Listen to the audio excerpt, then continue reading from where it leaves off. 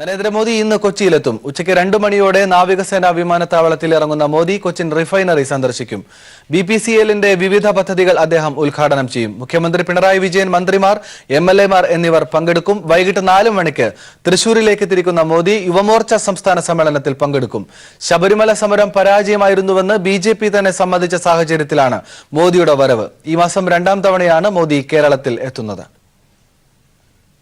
വരുന്ന ലോക്സഭാ തെരഞ്ഞെടുപ്പിൽ കേരളത്തിൽ ഉത്തരേന്ത്യൻ മാതൃക പിന്തുടരാൻ സംഘപരിവാറിൽ ആലോചന. ഹിന്ദു ഐക്യവേദി നേതാവ് KP ശശികലയെയും പ്രതിരോധ മന്ത്രി നിർമ്മല സീതാരാമനെയും വത്സൻ തില്ലങ്കരിയെയും സ്ഥാനാർത്ഥികളായി പരിഗണിക്കുന്നുവെന്ന് സൂചന. തൃശൂർ സീറ്റിനെ ചൊല്ലി മുരളീധര, കൃഷ്ണദാസ് പക്ഷങ്ങൾ തമ്മിൽ നേർക്കുനേർ. സീറ്റ് വിഭജന ചർച്ചകൾക്കായി NDA യോഗം ഈ മാസം അവസാനം ചേർന്നേക്കും.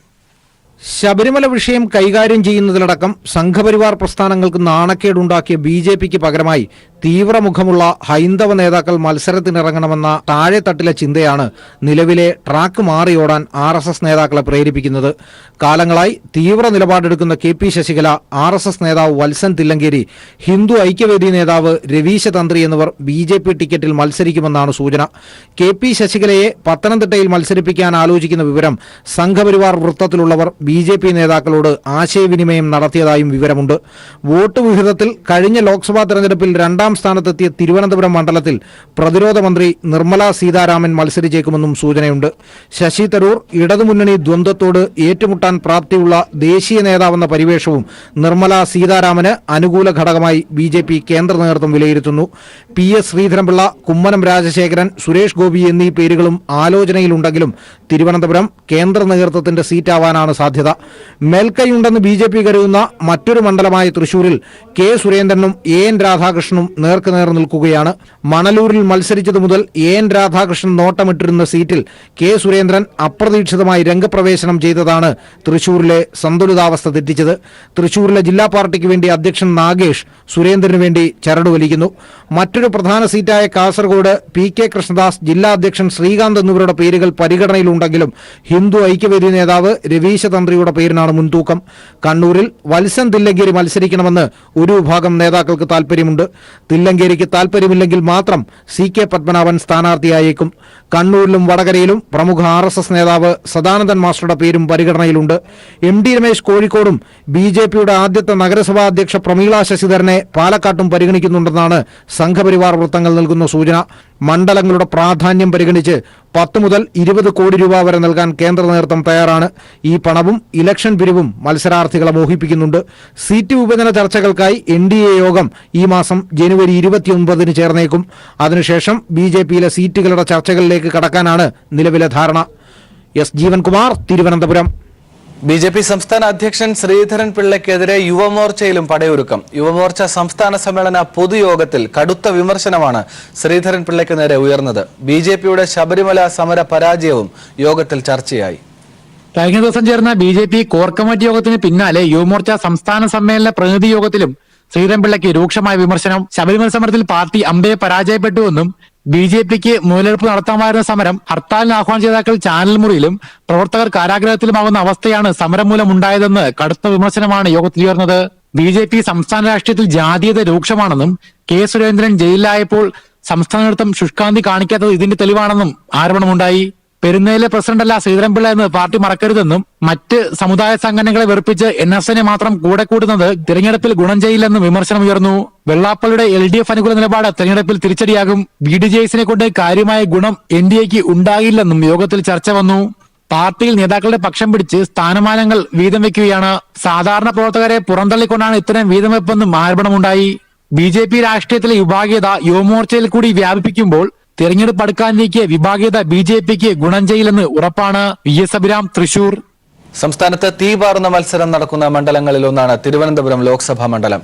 ശശി തരൂരിനെ വീണ്ടും രംഗത്തിറക്കിയ മണ്ഡലം നിലനിർത്താൻ UDF ഒരുങ്ങുമ്പോൾ 2014 നിന്ന് വ്യത്യസ്തമായി 2015 തദ്ദേശ തെരഞ്ഞെടുപ്പിന്റെയും 2016 നിയമസഭാ തെരഞ്ഞെടുപ്പിന്റെയും മിന്നുന്ന ജയം 2019 ലോക്സഭാ തെരഞ്ഞെടുപ്പിലും ആവർത്തിക്കാൻ ആകും എന്ന പ്രതീക്ഷയിലാണ് LDF. രാജ്യം നിലനിൽപ്പിന്റെ രാഷ്ട്രീയം പേറി തെരഞ്ഞെടുപ്പ് ചൂടിലേക്ക് ഇറങ്ങുമ്പോൾ ഏവരും ഉറ്റുനോക്കുന്ന മണ്ഡലമാണ് തിരുവനന്തപുരം ലോക്സഭാ മണ്ഡലം. സംസ്ഥാനത്തെ 20 ലോക്സഭാ മണ്ഡലങ്ങളിൽ രാജ്യം ഭരിക്കുന്ന പാർട്ടിയുടെ ശക്തമായ സാന്നിധ്യം കൊണ്ടുതന്നെ ചൂടേറിയ ത്രികോണ മത്സരമാകും ഇത്തവണയും തിരുവനന്തപുരത്തെ വേറിട്ടു നിർത്തുന്നത്. കഴിഞ്ഞ 2 തവണ മണ്ഡലത്തെ പ്രതിനിധീകരിച്ച ഡോക്ടർ ശശി തരൂർ തന്നെയാണ് ഇത്തവണയും UDFന്റെ തുറുപ്പ് ചീട്ട്. എന്തൊക്കെ പറഞ്ഞാലും ശരി, തിരുവനന്തപുരം തീ പാറുന്ന ഒരു പോരാട്ടത്തിന് സാക്ഷ്യം വഹിക്കും. വളരെ നിർണായകമായ ഒരു തെരഞ്ഞെടുപ്പായിരിക്കും, യാതൊരു സംശയമില്ല. ഇതിലാര് ജയിക്കും എന്നുള്ളത് നമുക്ക് തെരഞ്ഞെടുപ്പ് ഫലം വരുമ്പോൾ മാത്രമേ അറിയാൻ കഴിയൂ. കഴിഞ്ഞ തവണ 3ാം സ്ഥാനത്തേക്ക് പിന്തള്ളപ്പെട്ട LDF 2016 നിയമസഭാ തെരഞ്ഞെടുപ്പിൽ ശക്തമായ തിരിച്ചുവരവാണ് നടത്തിയത്. ഒപ്പം മികച്ച സ്ഥാനാർത്ഥി കൂടി ആയാൽ മണ്ഡലം തിരിച്ചുപിടിക്കാമെന്ന നിശ്ചയദാർഢ്യത്തിലാണ് ഇടതുപക്ഷം. അസംബ്ലി സെഗ്മെന്റ് വെച്ച് നോക്കുകയാണെങ്കിൽ LDFന് മുൻതൂക്കമുണ്ട്. അത് മാത്രം വെച്ച് നോക്കുകയും ഇപ്പോഴുള്ള പൊതു സാഹചര്യത്തിന്റെ പശ്ചാത്തലത്തിൽ നോക്കുകയാണെങ്കിലും LDFന് മുന്നേറ്റം ഉണ്ടാക്കാവുന്ന മണ്ഡലങ്ങളിൽ ഒന്നാണ്. അതാണ് അതിന്റെ പൊതു വസ്തുത. മണ്ഡലത്തിൽ കഴിഞ്ഞ തവണ നടത്തിയ പ്രകടനം ആവർത്തിക്കാൻ കഴിയുമോ എന്ന ആശങ്കയിലാണ് BJP. O രാജഗോപാൽ സ്വന്തം നിലയ്ക്ക് സമാഹരിച്ച വോട്ട് ഇത്തവണ നിലനിർത്താൻ വിയർപ്പൊഴുക്കേണ്ടി വരും BJPക്ക് എന്നതാണ് യാഥാർത്ഥ്യം. BJP നല്ല കാൻഡിഡേറ്റ് ആണെങ്കിൽ BJP ഈസി ആയിട്ട് ജയിക്കാം. കാരണം ഒപ്പത്തിനൊപ്പം LDFും നല്ലൊരു കാൻഡിഡേറ്റിനെ ഫീൽഡ് ചെയ്താൽ മാത്രമേ BJPക്ക് ജയം ഈസി ആകത്തുള്ളൂ. കാരണം ആ LDF പിടിക്കേണ്ട വോട്ട് LDF പിടിക്കണം. ഒരിക്കൽ പോലും LDFന്റെ വോട്ട് BJPക്ക് ബോധപൂർവ്വം ഷിഫ്റ്റ് ചെയ്യത്തില്ല. ശബരിമല വിഷയം ഉയർത്തി BJP രാഷ്ട്രീയ നേട്ടം കൊയ്യാൻ ഇറങ്ങുമ്പോൾ സംഘപരിവാറിന്റെ വർഗീയതയെ തുറന്നെതിർക്കുന്നതാകും ഇടതു വലതു മുന്നണിയുടെ പ്രചരണ ആയുധം. എന്തായാലും കടുത്ത ത്രികോണ മത്സരത്തിനൊടുവിൽ വിധി വരുമ്പോൾ മാത്രമാകും തലസ്ഥാന നഗരം ആരെ പിന്തുണച്ചു എന്ന ചിത്രം വ്യക്തമാകൂ. മണ്ഡലത്തിന്റെ തെരഞ്ഞെടുപ്പ് ചരിത്രം പരിശോധിക്കുകയാണെങ്കിൽ ഒരു തവണ മാത്രമാണ് ഒരു സ്ഥാനാർത്ഥിയെ 3 തവണ ലോക്സഭയിൽ എത്തിച്ചിട്ടുള്ളത്. ഈ ചരിത്രം ആവർത്തിക്കാൻ ഒതുങ്ങിയാണ് UDF നിൽക്കുന്നത്. എന്നാൽ സംസ്ഥാന സർക്കാരിന്റെ ഭരണനേട്ടം കൂടി പ്രചരണായുധമാകുമ്പോൾ ഇത്തവണ വിജയം കൈവരിക്കാമെന്ന ശുഭപ്രതീക്ഷയിലാണ് LDF. ക്യാമറമാൻ ദേവദത്തിനൊപ്പം ലെസ്ലി ജോൺ, തിരുവനന്തപുരം. ലോക്സഭാ തെരഞ്ഞെടുപ്പിൽ മത്സരിക്കാനില്ലെന്ന് CPIM പൊളിറ്റ് ബ്യൂറോ അംഗം MA ബേബി. താൻ മത്സരിക്കുമെന്ന പ്രചരണം അഭ്യൂഹം മാത്രമാണ്. കൂടുതൽ യുവാക്കളുടെയും സ്ത്രീകളുടെയും പ്രാതിനിധ്യമുള്ള സ്ഥാനാർത്ഥി പട്ടിക ഉടൻ ഉണ്ടാകുമെന്നും അദ്ദേഹം പ്രതികരിച്ചു. സെൻകുമാറിന്റെ പക്കൽ നമ്പി നാരായണനെതിരായ വിവരങ്ങൾ ഉണ്ടെങ്കിൽ ഹാജരാക്കട്ടെ എന്നും അദ്ദേഹം പ്രതികരിച്ചു. വയസ്സായി കഴിഞ്ഞാൽ പാർട്ടിയുടെ സംഘടനാ പ്രവർത്തനങ്ങളും മറ്റിതുപോലുള്ള ശില്പശാലയിൽ വന്നിട്ടുള്ള ചെറിയ സഹായങ്ങളുമൊക്കെ ചെയ്തുകൊണ്ട് പാർട്ടിക്ക് വേണ്ടി പ്രവർത്തിക്കാനുള്ള ഒരുപാട് അവസരങ്ങളുണ്ട്. പാർലമെന്ററി മേഖലയിലേക്ക് പുതിയ ചെറുപ്പക്കാരുടെ ഒരു തലമുറയാണ് വളർത്തിക്കൊണ്ട് വരേണ്ടത് എന്നുള്ളതാണ് പാർട്ടിയുടെ അഭിപ്രായം. ആ അഭിപ്രായം തന്നെയാണ് എനിക്കുള്ളത്. അതുകൊണ്ട് അത്തരത്തിലുള്ള നല്ലൊരു സ്ഥാനാർത്ഥി പട്ടിക അധികം താമസിയാതെ നിങ്ങൾക്ക് കാണാനിട വരും. കേരളത്തിൽ ചുറുചുറുക്കുള്ള യുവാക്കളുള്ളപ്പോൾ ദേശീയ നേതാക്കൾ മത്സരിക്കുമെന്നുള്ള വാർത്തയും അഭ്യൂഹം മാത്രമാണെന്ന് MA ബേബി പറഞ്ഞു. CPIMനും ഇടതുപക്ഷ ജനാധിപത്യ മുന്നണിക്കും നല്ല ചുറുചുറുക്കുള്ള ചെറുപ്പക്കാരടങ്ങുന്ന നല്ലൊരു സ്ഥാനാർത്ഥി പട്ടിക ഉണ്ടാവും. പ്രായം ചെന്ന ഞങ്ങളെപ്പോലുള്ളവരെ വെറുതെ ബുദ്ധിമുട്ടിക്കാൻ വേണ്ടി നിങ്ങൾ ഇത്തരത്തിലുള്ള അഭ്യൂഹങ്ങൾ പ്രചരിപ്പിക്കരുത്. ഇത്തവണയും ഇടതുപക്ഷ ജനാധിപത്യ മുന്നണിയെ പ്രതിനിധാനം ചെയ്തുകൊണ്ട് കഴിവുറ്റ വനിതാ സ്ഥാനാർത്ഥികൾ മത്സരിക്കുകയും അവർ ജയിക്കുകയും കേരളത്തെ പ്രതിനിധാനം ചെയ്ത് ലോക്സഭയിൽ എല്ലാ വിഭാഗം ജനങ്ങളുടെയും പ്രശ്നങ്ങൾ അവതരിപ്പിക്കുകയും ചെയ്യും. നമ്പി നാരായണന് കിട്ടിയ അംഗീകാരത്തിൽ TP സെൻകുമാറിന്റെ വിവാദം അനാവശ്യമാണ്. സെൻകുമാറിന്റെ പക്കൽ തെളിവുണ്ടെങ്കിൽ പുറത്തുവിടുകയാണ് വേണ്ടതെന്നും അദ്ദേഹം പറഞ്ഞു. നമ്പി നാരായണൻ ദേശീയമായ ഒരു അംഗീകാരത്തിന് അർഹനാണ് എന്ന് തന്നെയാണ് എനിക്ക് തോന്നുന്നത്. അനാവശ്യമായി അദ്ദേഹം അതിക്രൂരമായി വേട്ടയാടപ്പെട്ടു. ഇത്തരമൊരു പശ്ചാത്തലത്തിൽ ശാസ്ത്രരംഗത്ത് അദ്ദേഹം നൽകിയ സേവനങ്ങളെ മാനിച്ചുകൊണ്ടും അനാവശ്യമായ ആളുകളെ ഇതുപോലെ വേട്ടയാടുന്നത് അനുചിതമാണ് എന്നൊരു സന്ദേശം കൂടി സമൂഹത്തിന് നൽകാൻ കഴിയുന്ന വിധത്തിലും ഇങ്ങനൊരു അംഗീകാരം അദ്ദേഹത്തിന് കിട്ടിയതിൽ ഒരു തെറ്റുമില്ല എന്ന അഭിപ്രായമാണ് എനിക്കുള്ളത്. ഇനി നമുക്കറിയാവുന്ന കാര്യത്തിനപ്പുറം മറ്റെന്തെങ്കിലും ഉണ്ട് ശ്രീ TP സെൻകുമാറിന്റെ പക്കൽ എന്നുണ്ടെങ്കിൽ അത് അദ്ദേഹം വെളിപ്പെടുത്തിയാൽ മാത്രമേ അതിനെക്കുറിച്ച് പ്രതികരിക്കാൻ കഴിയുള്ളൂ. കൊച്ചിയിൽ CPIM സംഘടിപ്പിച്ച ജനകീയ ഉച്ചകോടിയിൽ പങ്കെടുക്കാനെത്തിയതായിരുന്നു അദ്ദേഹം. മുഖ്യമന്ത്രി പിണറായി വിജയൻ, PB അംഗം S രാമചന്ദ്രൻപിള്ള, CITU അഖിലേന്ത്യാ ജനറൽ സെക്രട്ടറി തപൻസൻ എന്നിവർ ഉച്ചകോടിയിൽ പങ്കെടുക്കും. News bureau, Kochi. BJP RSS അക്രമങ്ങൾക്കെതിരെ CPIMന്റെ നേതൃത്വത്തിൽ സമാധാന സന്ദേശ പ്രചരണ ജാഥ.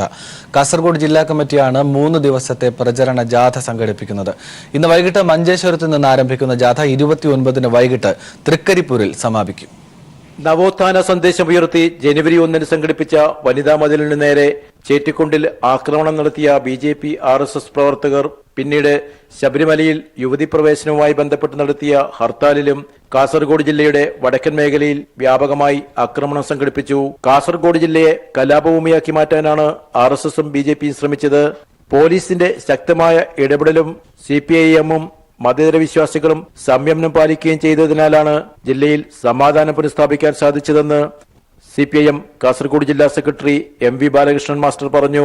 ജനജീവിതം അങ്ങേയറ്റം കലുഷിതമാക്കുന്നതിനു വേണ്ടി ബോധപൂർവമായ ഇടപെടലുകളാണ് വനിതാ മതിലിന് ശേഷം പ്രത്യേകിച്ചു ഈ ജില്ലയിലെ RSS BJPക്കാർ ക്രിമിനലുകൾ നടത്തിക്കൊണ്ടിരിക്കുന്നത്. അഴിഞ്ഞാട്ടം നടത്തിക്കൊണ്ടിരിക്കുകയാണ്. സ്വൈര ജീവിതം തകർക്കുന്നു. CPM ഇതിനോട് പ്രതിരോധിച്ചു നിൽക്കുകയാണ്.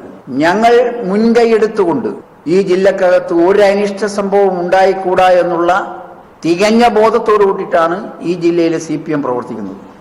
BJP RSS അക്രമരാഷ്ട്രീയം തുറന്നുകാട്ടുന്നതിനും സമാധാന സന്ദേശം ജനങ്ങളിൽ എത്തിക്കുന്നതിനുമായി 3 ദിവസം നീളുന്ന പ്രചാരണ ജാഥ CPIM കാസർഗോഡ് ജില്ലയിൽ സംഘടിപ്പിക്കുമെന്ന് ജില്ലാ സെക്രട്ടറി MV ബാലകൃഷ്ണൻ മാസ്റ്റർ പറഞ്ഞു.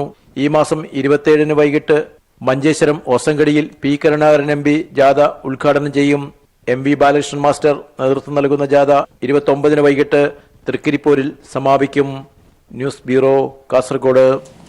കേന്ദ്രത്തിൽ മതനിരപേക്ഷ സർക്കാരിനെ അധികാരത്തിലെത്തിക്കാൻ തെരഞ്ഞെടുപ്പിൽ ഇടതുപക്ഷം കരുത്താർജിക്കണമെന്ന് CPIM പൊളിറ്റ് ബ്യൂറോ അംഗം S രാമചന്ദ്രൻ പിള്ള പറഞ്ഞു. BJP വിരുദ്ധ ശക്തികളെ ഒരുമിച്ച് നിർത്താൻ മൃദു ഹിന്ദുത്വ സമീപനം സ്വീകരിക്കുന്ന കോൺഗ്രസിന് കഴിയില്ലെന്നും SRP അഭിപ്രായപ്പെട്ടു. കണ്ണൂർ തൊക്കിലങ്ങാടിയിൽ KV സുധീഷ് അനുസ്മരണ ദിനം ഉദ്ഘാടനം ചെയ്ത് സംസാരിക്കുകയായിരുന്നു SRP. വരുന്ന ലോക്സഭാ തെരഞ്ഞെടുപ്പിൽ BJPയെ പുറത്താക്കുകയാണ് മുഖ്യ ലക്ഷ്യം.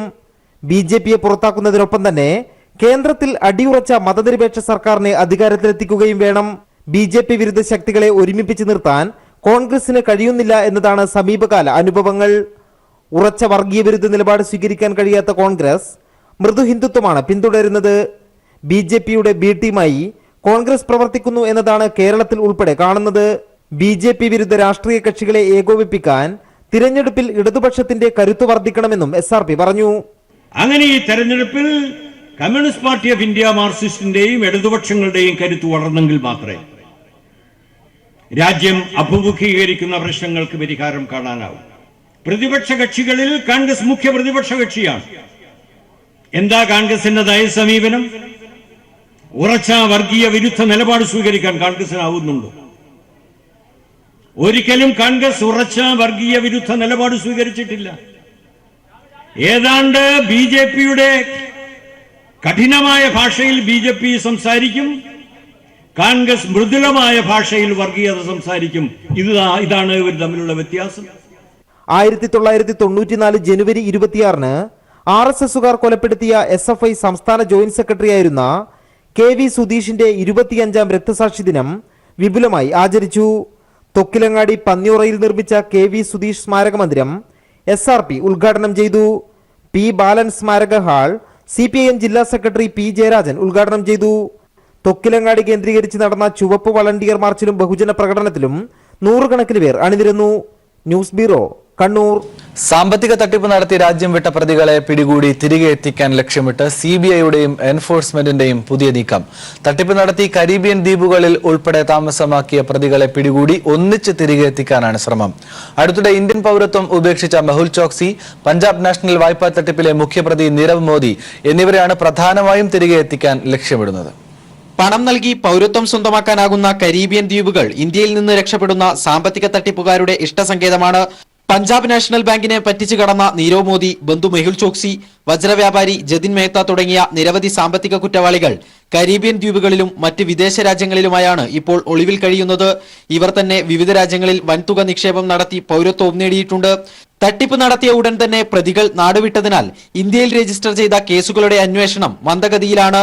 ഇതാണ് പ്രതികളെ ഒന്നിച്ച് ഇന്ത്യയിലേക്ക് തിരികെ എത്തിക്കാൻ CBIയെയും എൻഫോഴ്സ്മെന്റിനെയും പ്രേരിപ്പിച്ചത്. നീക്കത്തിന്റെ ഭാഗമായി CBIയുടെയും എൻഫോഴ്സ്മെന്റിന്റെയും പ്രത്യേക സംഘം തന്നെ വെസ്റ്റ് ഇൻഡീസിലേക്ക് പോകാനൊരുങ്ങുന്നതായി ഉന്നത കേന്ദ്ര സർക്കാർ വൃത്തങ്ങൾ ശരിവെച്ചു. എയർ ഇന്ത്യയുടെ പ്രത്യേക ബോയിംഗ് വിമാനം ദൌത്യത്തിന്റെ ഭാഗമായി കമ്മീഷൻ ചെയ്തതായും സൂചനകളുണ്ട്.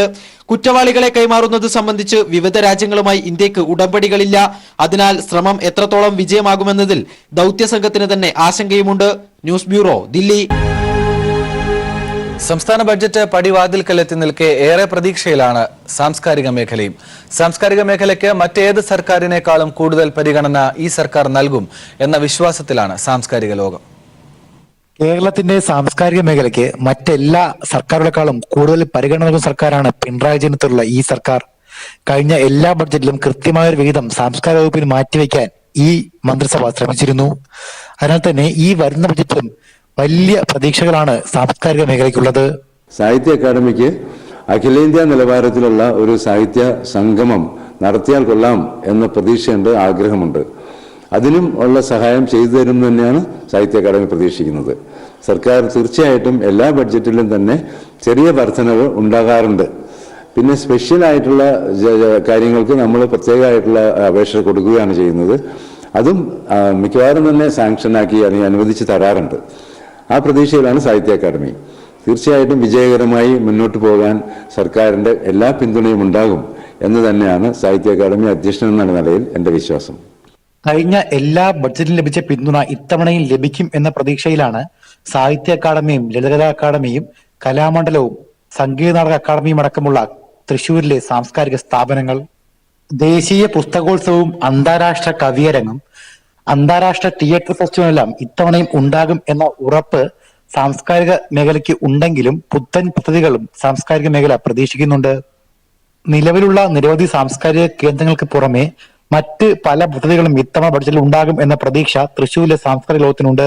സാംസ്കാരിക രംഗത്തിന് ഏറെ പരിഗണന നൽകുന്ന ഒരു സർക്കാരാണ് LDF സർക്കാർ. കഴിഞ്ഞ ബഡ്ജറ്റിലെല്ലാം തന്നെ കൃത്യമായ പരിഗണന സാംസ്കാരിക ലോകത്തിന് ലഭിക്കുകയും ചെയ്തിരുന്നു. എന്നാൽ തന്നെ ഇത്തവണയും കൃത്യമായ പരിഗണന തൃശ്ശൂരിലെ സാംസ്കാരിക രംഗത്തിന് ലഭിക്കും എന്ന ഒരു പ്രതീക്ഷയിലാണ് തൃശ്ശൂരിലെ സാംസ്കാരിക ലോകം. PP സലീമിനൊപ്പം VS Abhiram. മലപ്പുറത്തെ ഏക സർക്കാർ വനിതാ കോളേജും ബജറ്റിന് ഏറെ പ്രതീക്ഷയോടെയാണ് കാത്തിരിക്കുന്നത്. വാടക കെട്ടിടത്തിൽ നിന്ന് മാറാനും അടിസ്ഥാന സൗകര്യങ്ങൾ ഒരുക്കാനും തുക വകയിരുത്തും എന്നാണ് ഇവർ പ്രതീക്ഷിക്കുന്നത്. 2015 UDF സർക്കാർ ഒരു സൗകര്യവും ഒരുക്കാതെ തുടങ്ങിയതാണ് ഈ കോളേജ്. ഇപ്പോൾ രണ്ടാമത്തെ വാടക കെട്ടിടമാണിത്. 400ഓളം വിദ്യാർത്ഥികളുള്ള കോളേജിന് ഇടതു സർക്കാർ ഇൻകൽ എഡ്യൂസിറ്റിയിൽ 5 ഏക്കർ സ്ഥലം നൽകി. കെട്ടിടവും മറ്റു അടിസ്ഥാന സൗകര്യങ്ങളുമാണ് ഇനി ആവശ്യം. കെട്ടിടത്തിലേക്ക് മാറാൻ പറ്റിയിട്ടില്ല. അപ്പം അതിന്റെ ഫലമായിട്ട് കുട്ടികൾക്ക് അവർക്ക് ആവശ്യമായിട്ടുള്ളൊരു അക്കാദമിക പരിസരം നമുക്ക് ഉണ്ടാക്കി കൊടുക്കാൻ പറ്റുന്നില്ല.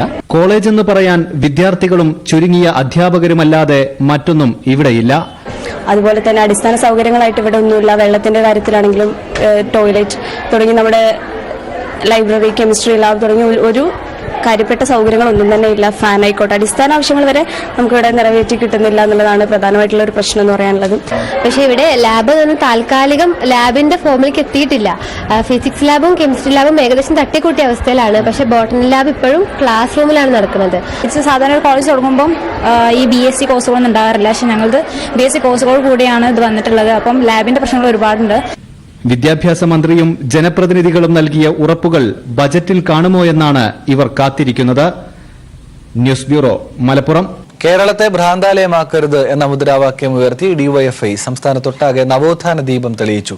തിരുവനന്തപുരം ജില്ലാ കമ്മിറ്റി ചാലയിൽ സംഘടിപ്പിച്ച പരിപാടി CPIM ജില്ലാ സെക്രട്ടറി ആനാവൂർ നാഗപ്പൻ ഉദ്ഘാടനം ചെയ്തു. റിപ്പബ്ലിക് ദിനം പ്രമാണിച്ച് സാമൂഹിക സാംസ്കാരിക രംഗത്തെ 70 പ്രമുഖർ ചേർന്നാണ് ദീപം തെളിയിച്ചത്.